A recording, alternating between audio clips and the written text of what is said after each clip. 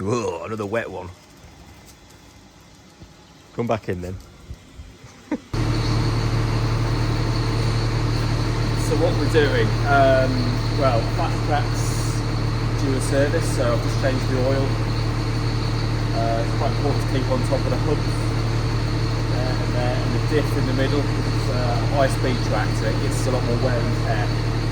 So I'm just about to fill the hubs up again. So I use the track jack to lift the back end up, and then I can twist the hubs easy.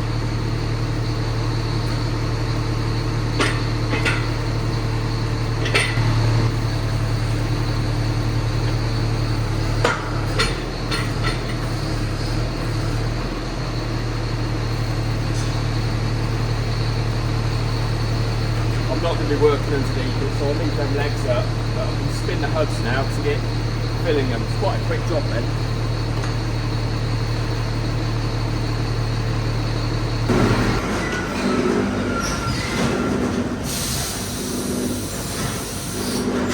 So we had an electrical spike yesterday morning, and it's blown some of the electrics in the palletiser. It's too late to cancel any orders, so I have to do it by hand. The lorries are here, and I'm not very popular.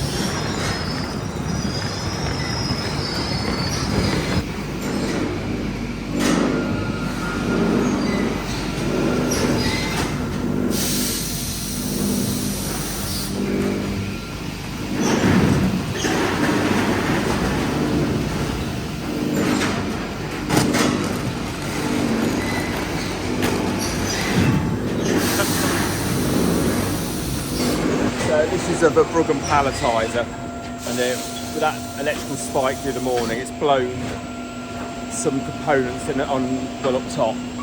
We've got to wait till Friday to get the bits from Germany. So in the meantime, we're doing a bit of hand stacking. It's like going back 20 years. I forgot how exhausting it was. George looks very hot. I think he's sweated off about 5 kilos today. Yeah, when things like the Palletiser break down, it makes you appreciate the machines. It's far better to wear them out than wear your joints out. I mean, I've only stacked about 10 tons today and I feel knackered. Water stress now has taken its toll on all these crops. You can see the yellowing there. It's not good now. Hopefully they'll come back, but I don't know. I've never seen it like this before. Had a lovely Saturday and a lovely Friday, and I thought, oh, that's it now, it's going to be drought. But no, just another bite of the cake, I think, with the weather. So in the workshop we have the little Fendt 516. It's come in for its sort of oil changes and standard stuff, but the heater's never worked since we've had it. So I thought we'd do that whilst we're on it. The alternator belt in the front was cracking, so we've done that as well. Like I said, the heater's never really worked, so all the gubbins is under the seat. I've had to tear all the bloody hell! I've had to tear all the upholstery out to get to it. So the heater valve had seized, which turns the hot water and mixes the hot water to the cold water. So that has been changed and calibrated. However, the radiator, turns out no water is passing through the radiator, so that's come out as well now. And then it should be good. It looks quite serious, doesn't it? Well, we'll be able to give it a good deep clean. So don't mind repairs like this because it's not a gearbox fail. It's all quite fixable. So this is the radiator. What sits in here? Oh, what sits in there? And the liquid is one side, but not the other.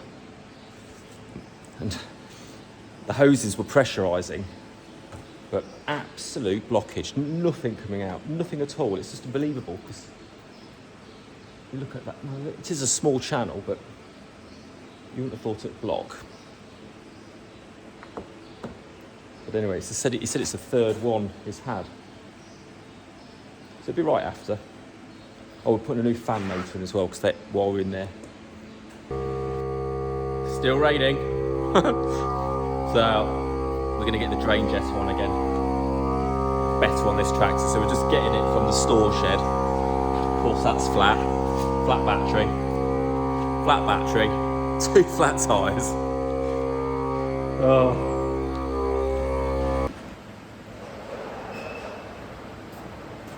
So these have done about, this is about 5,500 hours. Probably does 250, 300, 400 hours a year, depending on what rolls it is, but it's mainly trailering. It's good cheap horsepower really. They're not losing any more money in depreciation. Pretty easy to fix, basic engineering.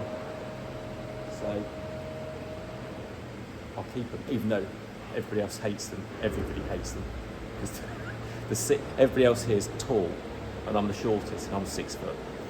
So the seat only goes so far back. So it struggles. It's a dinky little cab. In fact, it's not a patch on the older Fastracs really. So I used to have a 15565, and they were awesome cab. These are so narrow and claustrophobic. But yeah, the rest of it's good.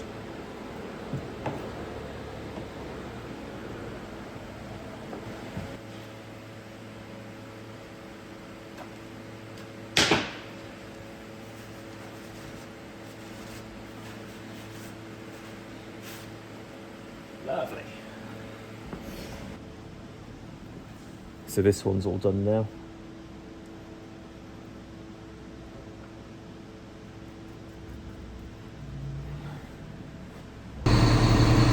So there we go, that's all done. Another year. We'll let that down.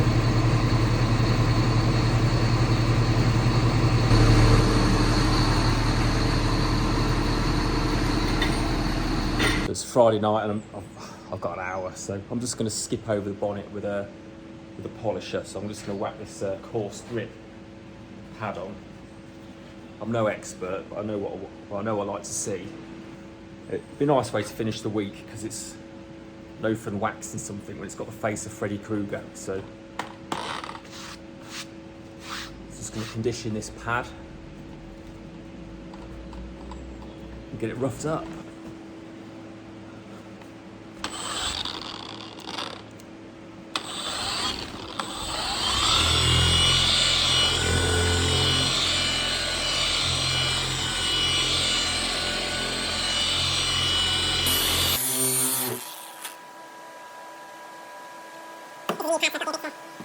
This has got to be cheaper than buying a new one, hasn't it?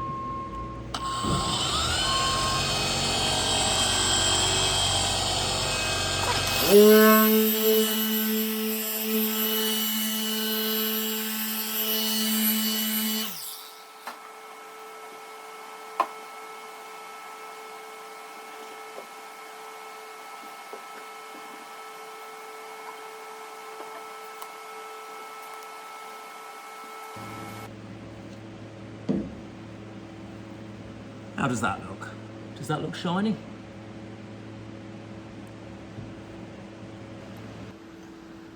So why am I wiping off this chalky residue?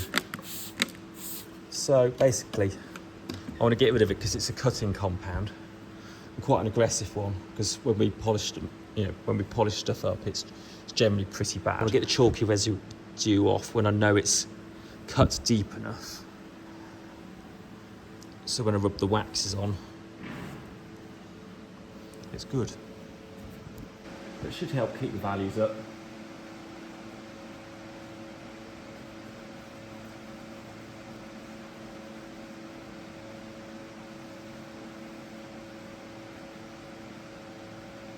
The original condition always looks like it makes more money when you come to sell it, especially when it looks like it's been cared for.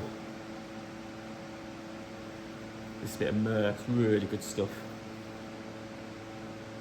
At the old agricultural shows and stuff, they used to have a mini bonnet And there's a guy there polishing the old type mini bonnet up, and it's the most polished bonnet I think ever in the world. So we've got the first layer of wax on, rubbing it off with the microfiber cloth. I'm on a time deadline now because tea's ready.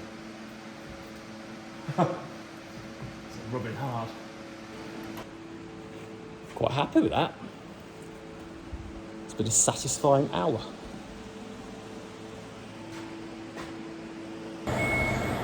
Last few boxes of Sagita coming out now.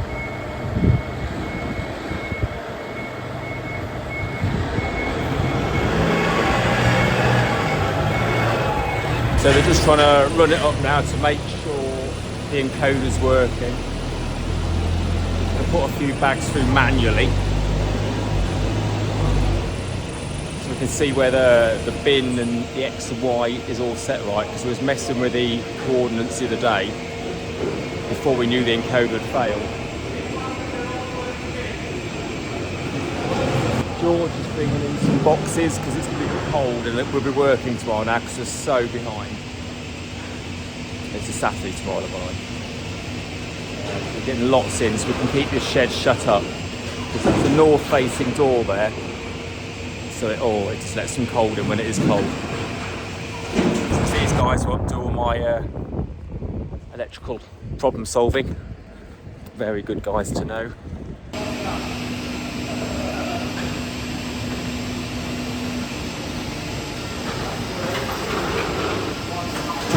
Clever bit of kit that, so we've had it 20 years and this is the first time it's really let us down.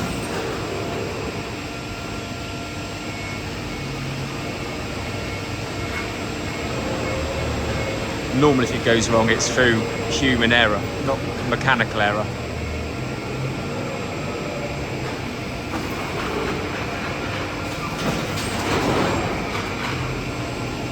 Oh, it's looking good.